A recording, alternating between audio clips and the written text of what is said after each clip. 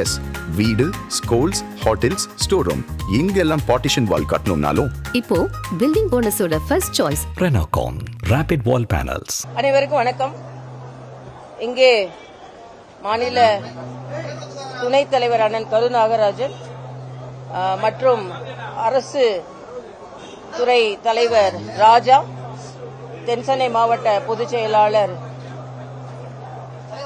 மற்றும் என் கூட வந்திருக்கும் அலங்காரமுத்து, யுவராஜ், நாகேந்திரன், இவங்க எல்லாம் சேர்ந்து மரியாதைக்குரிய அண்ணன் விஜயகாந்த் அவர்களுக்கு மரியாதை செலுத்துவதில் நான் பெருமை அடைகிறேன். இதே அலுவலகத்திற்கு மாநில தலைவராக அவரோடு கூட்டணி பேசுவதற்கு வந்திருக்கிறேன். நான் இன்னைக்கு கூட ஒரு ட்வீட் போட்டிருக்கேன். எப்பவுமே என்னை பார்த்தவுடன் மனம் நிறைந்து வாய் நிறைய தங்கச்சி அப்படி என்று அழைப்பார்.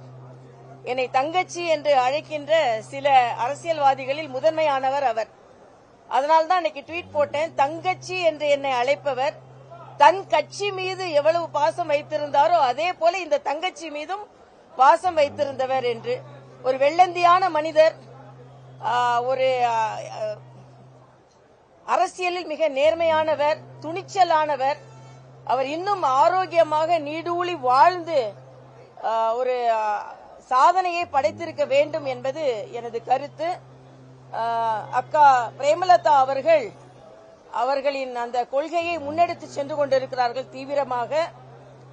ஆக அவர் என்ன நினைத்தாரோ, தமிழகத்தில் ஒரு தூய்மையான அரசியல் வர வேண்டும் என்று அவர் நினைத்தார். அவரது நினைவு நனவாக்கப்பட வேண்டும் என்பது எங்களை போன்றவர்களின் கனவு.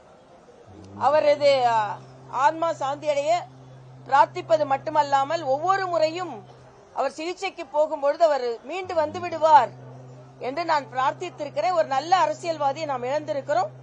தனிப்பட்ட முறையில் ஒரு சகோதரர் இழந்த ஒரு சோகம் என்னிடம் இருக்கிறது. ஆனால் நான் ஏற்கனவே சொன்னதை போல ஒரு அரசியலில் தமிழகத்தில் ஒரு தூய்மையான அரசியல் வர வேண்டும் என்று நினைத்தார். மரியாதைக்குரிய பாரத பிரதமர் மோடி மீது மிகுந்த அன்பு கொண்டவராக இருந்தார். 2014 தேசிய ஜனநாயக கூட்டணிக்காக மிக கடுமையாக உழைத்தார். அதற்கு நன்றியுணர்வோடு நான் இங்கே வந்து அவருக்கு மரியாதை செலுத்துவதில் பெருமை அடைகிறேன்.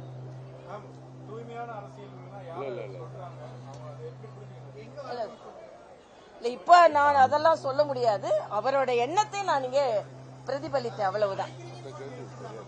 இல்ல, நான் வந்து அவரோட எண்ணத்தை இங்க பிரதிபலித்தேன், அவ்வளவுதான். அரசியல் பேசுவதற்கோ வேற எதையும் பேசுவதற்கோ இது இடம் இல்லைன்றது எனது கருத்து. இல்ல, நீங்க எப்படி புரிஞ்சுக்கிட்டாலும் என்னை பத்தி நான் இங்கே ஒரு தூய்மையான மனதோடு பேசுகிறேன், அவ்வளவுதான். அரசியல் கலக்காத மனதோடு பேசுகிறேன்.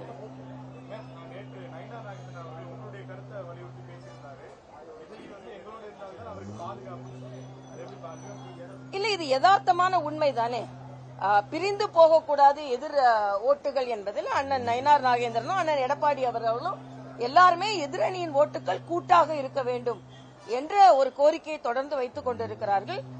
முடிவெடுக்க வேண்டியது ஜனநாயக முறைப்படி முடிவெடுக்க வேண்டியது ஜனநாயகனின் கடமைன்னு நான் நினைக்கிறேன்.